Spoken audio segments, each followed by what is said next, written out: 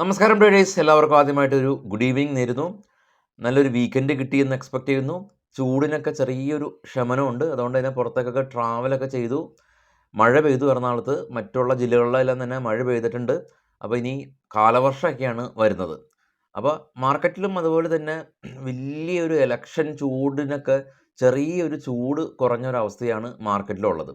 എന്നാൽ ഈ ഒരു ചൂട് വളരെയധികം കൂടാനായിട്ടുള്ളൊരു കുറവാണെന്നുള്ളത് മനസ്സിൽ വെക്കുക. കാരണം നമ്മളെ റിസൾട്ട് ജൂൺ 4-ാം തീയതി റിസൾട്ട് വരും. അപ്പോൾ ജൂൺ 4-ാം തീയതിക്ക് മുമ്പ് ഞാൻ ഒരു ചാർട്ട് കാണിച്ചതിന് ശേഷം നമുക്ക് മുന്നോട്ട് വാർത്ത പോകാം. അതായിരിക്കും ബെറ്റർ. ഇപ്പോൾ കാണുന്നത് ഇന്ത്യ വിക്സിൻ്റെ ചാർട്ടാണ്. 2019 ഇലക്ഷൻ സമയത്ത് മാർക്ക് ചെയ്തിട്ടുണ്ട്. ഒരു റെഡ് ഡോട്ടഡ് ലൈൻ കാണുന്നുണ്ട്. 30 ആയിരുന്നു.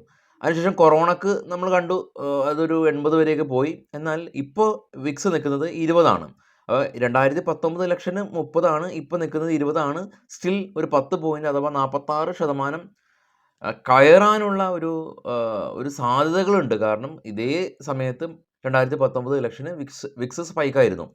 വിക്സ് എന്ന് പറഞ്ഞു കഴിഞ്ഞാൽ മാർക്കറ്റിലുള്ള ചാഞ്ചാട്ട സാധ്യതകൾ സൂചിപ്പിക്കുന്നതാണ്.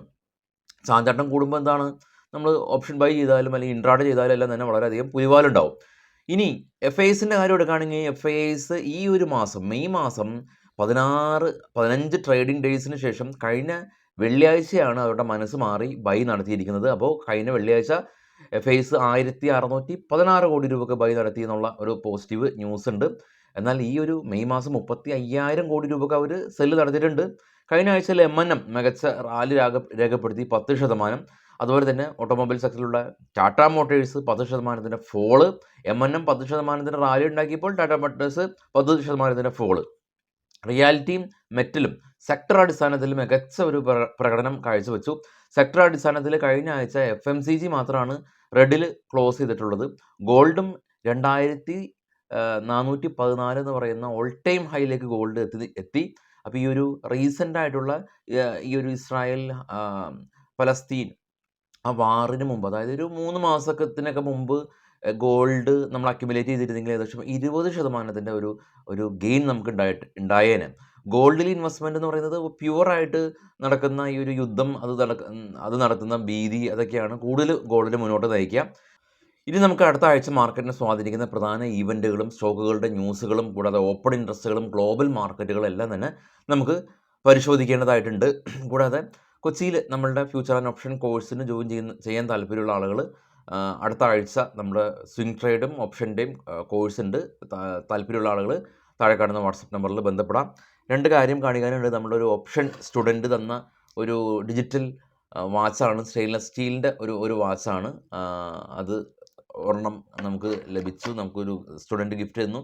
പിന്നെ ഒരു സ്റ്റെയിൻലെസ് സ്റ്റീലിൻ്റെ ഒരു സ്റ്റീൽ മഗ്ഗാണ്. ഇപ്പോൾ നമുക്ക് പുറത്തൊക്കെ പോകുമ്പോൾ നമുക്ക് കോഫിയൊക്കെ കൊണ്ടുപോകാനായിട്ട് 2 നല്ല ഉപയോഗമുള്ളതാണ്. ആക്ച്വലി ഇത് ഞാൻ വാങ്ങണം എന്ന് വിചാരിച്ചിരിക്കുകയാണ്. അപ്പോൾ എന്താണ്, ലോ ഓഫ് അട്രാക്ഷനൊക്കെ പ്രകാരം നമ്മൾ ആഗ്രഹിച്ചത് നമുക്ക് കിട്ടി എന്നുള്ളതാണ് ഇപ്പോൾ കഴിഞ്ഞ ആഴ്ച നമുക്ക് സംഭവിച്ചത്.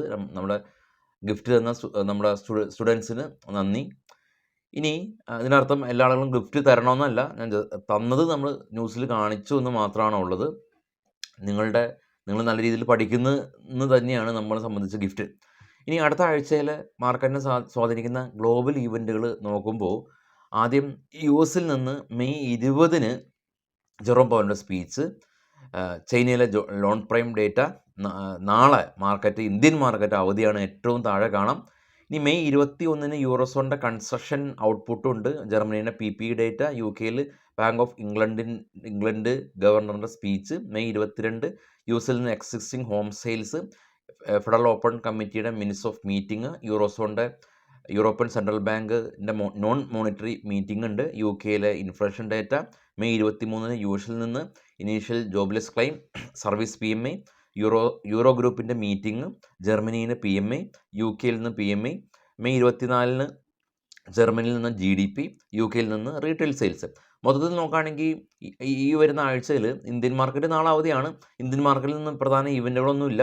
US നിന്ന് ജെറോം പവലിൻ്റെ സ്പീച്ചും ജോബ്ലെസ് ക്ലെയിമും, കൂടാതെ തന്നെ UK മാനുഫാക്ചറിംഗ് CPI ഡേറ്റയും വരുന്നുണ്ട്, ജർമ്മനിയിലെ GDP ഡേറ്റയും വരുന്നുണ്ട്. ഇതെല്ലാം തന്നെ നമ്മുടെ വെബ്സൈറ്റിൽ ലഭ്യമാണ്.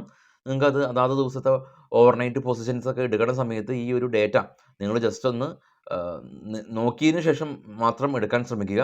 ഗ്ലോബൽ മാർക്കറ്റിൽ ഏറ്റവും ടോപ്പിൽ ബിറ്റ്കോയിൻ്റെ വാല്യൂ നോക്കണ്ട, 24 മണിക്കൂറും ട്രേഡ് ചെയ്യാണ്. പക്ഷേ നമ്മൾ ന്യൂസ് വായിക്കുന്ന സമയത്ത് 67,000 ഉണ്ടായിരുന്നത്. ഗോൾഡ് ക്ലോസ് ആയിട്ടുണ്ട് $2,414 per ounce.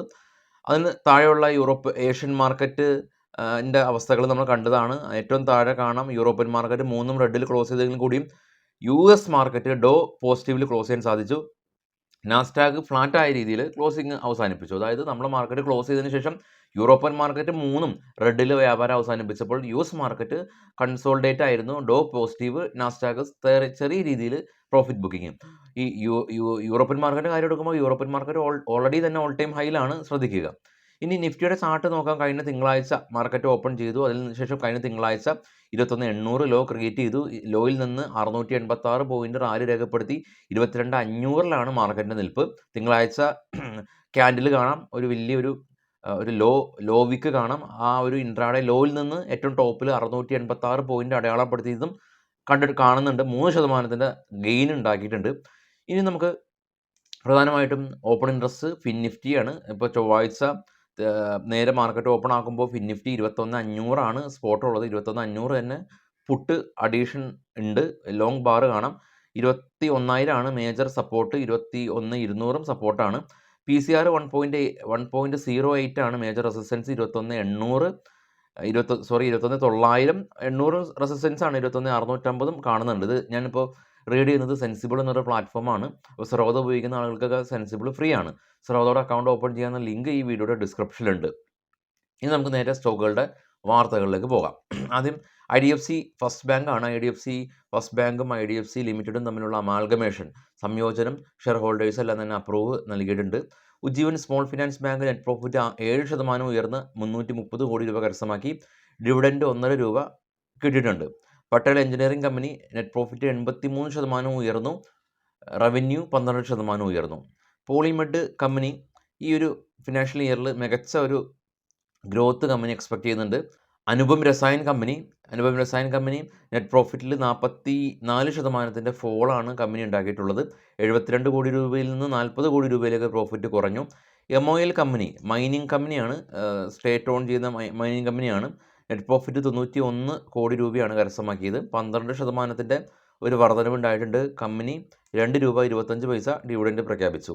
Gujarat Ambuja export company 69 നിന്ന് 91 കോടി രൂപയിലേക്ക് നെറ്റ് പ്രോഫിറ്റ് വർദ്ധിച്ചു. സിർക്ക പെയിൻറ് കമ്പനി 9 കോടി രൂപയിൽ നിന്ന് 12 കോടി രൂപയിലേക്ക് നെറ്റ് പ്രോഫിറ്റ് വർദ്ധിച്ചു. വിമിത് ലാബ് കമ്പനി 12 കോടി രൂപ, ഈ തവണയും 12 കോടി രൂപ profit flat. Precisions wire company 18 നിന്ന് 21 കോടി രൂപയിലേക്ക് നെറ്റ് പ്രോഫിറ്റ് വർദ്ധിച്ചു. ജെയിൻ ഇറിഗേഷൻ കമ്പനി ഇത്തവണ 9 കോടി രൂപയുടെ ലോസാണ് ഉണ്ടാക്കിയിട്ടുള്ളത്. ഡോൾഡ ഡയറി കമ്പനി 22 നിന്ന് 46 കോടി രൂപയിലേക്ക് നെറ്റ് പ്രോഫിറ്റ് വർദ്ധിച്ചു. HAL company light weight helicopters വലിയ തോതിൽ ഈ ഒരു ഫിനാൻഷ്യൽ ഇയറിൽ കമ്പനി മാനുഫാക്ചർ ചെയ്ത് കയറ്റുമതിയും ഇന്ത്യൻ എയർഫോഴ്സിന് വേണ്ടിയിട്ടും കൊടുക്കുമെന്ന് കമ്പനി അറിയിച്ചിട്ടുണ്ട്. ASK ഓട്ടോമൊബൈൽ കമ്പനി 22 നിന്ന് 47 കോടി രൂപയിലേക്ക് നെറ്റ് പ്രോഫിറ്റ് വർദ്ധിച്ചു. കോൺകോർ കമ്പനി അവരുടെ പുതിയ bulk cement container company launch ചെയ്യുന്നുണ്ട്. ഇതിലൂടെ കമ്പനിയുടെ റവന്യൂ വർദ്ധിക്കുമെന്ന് കമ്പനി എക്സ്പെക്ട് ചെയ്യുന്നുണ്ട്. ടെക്സ്മാക്കോ റെയിൽ കമ്പനി ഇവരുടെ വാഗൺ പ്രൊഡക്ഷൻ എല്ലാം തന്നെ കമ്പനി എക്സ്പാൻഡ് ചെയ്യാനായിട്ട് കമ്പനി തീരുമാനിച്ചിട്ടുണ്ട്. ഓൾറെഡി തന്നെ